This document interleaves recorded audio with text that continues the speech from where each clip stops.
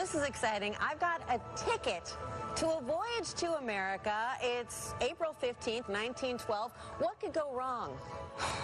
The worst thing that could go wrong, an accident turned into one of history's most iconic tragedies.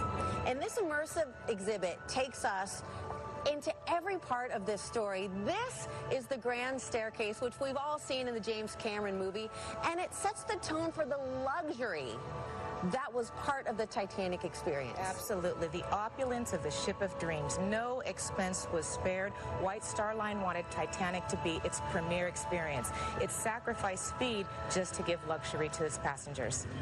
And there were more than one class, of course. So right next to us is the first class cabin. That's a recreation there. And that was one experience. You had a heated swimming pool. You had a gymnasium. But then, of course, there were the second class passengers. Right, second class passengers and steerage. So among the celebrities and the who's who of Edwardian society, you also have this class of passengers that are reaching out for the American dream for the very first time.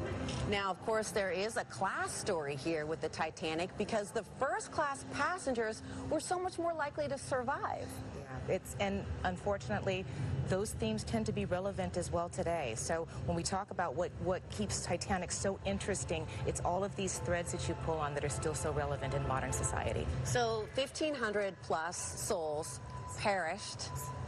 2 o'clock in the morning, 2, 3, 4, and of those, many of them just couldn't fit into the lifeboats. There was enough lifeboats legally for the maritime rules that existed at that time, but there weren't enough seats for every passenger. Correct. So the rules and regulations have become outdated.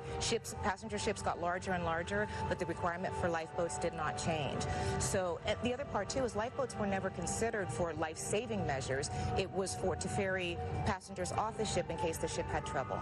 In this exhibit, you not only have all these immersive elements, but you have actual artifacts, which is so fascinating for people who love shipwreck stories and who love Titanic information, because how many people have seen with their own eyes the shipwreck itself? Oh, just a very limited number of people in the entire world have ever had the opportunity, the privilege to be able to go and explore the wreck site. So what you're going to see in this Titanic and Immersive Voyage is you're going to see artifacts from Titanic, from Carpathia, and also from her sister ship Olympic.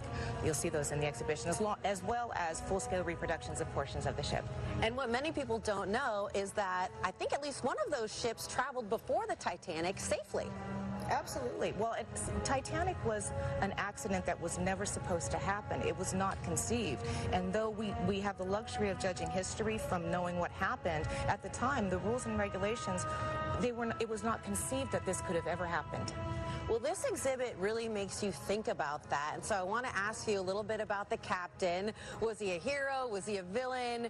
In this exhibit, you have an immersive recreation of the bridge area where Captain Smith was steering the ship. Now, we know that he was told, hey, there's an iceberg.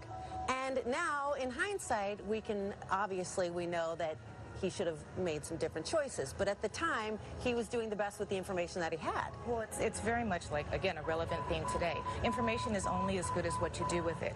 There were many messages of ice in the field, but it was an unprecedented situation. And this talks about leadership and making decisions in situations that have never happened before. You do the best you can. You got a 50-50 shot to get it right.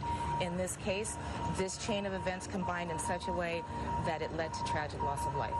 Does everyone who comes in get a ticket? Absolutely. So when you come into the exhibition, you get a boarding pass with the name of a passenger, their age, and why they were traveling. And as you go through the exhibition, you'll conclude in the memorial gallery. Then you'll find out whether or not the passenger survived or perished.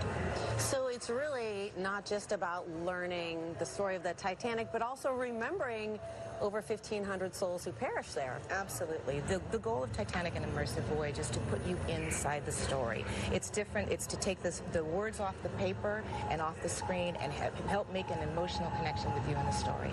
And you have a virtual reality element, which I think is so interesting because one of the most fascinating aspects of the Titanic is just the scope. This is a 52-ton ship. Yes, so the immersive, the VR experience gives people the opportunity to experience the wreck site and explore. And as we mentioned, there's only a handful of people in the world have ever had that privilege. Well, you are open here every day but Tuesdays. Tuesday. Old Town and the Galleria. What's the best way to get tickets? You want to go to expo-titanic.com and either choose the Scottsdale or Phoenix Market. That'll get you here. You want to visit us at 5th and North Scottsdale. Take the escalators down to the box office. Thank you so much for being our guide. Thank you so much for having me.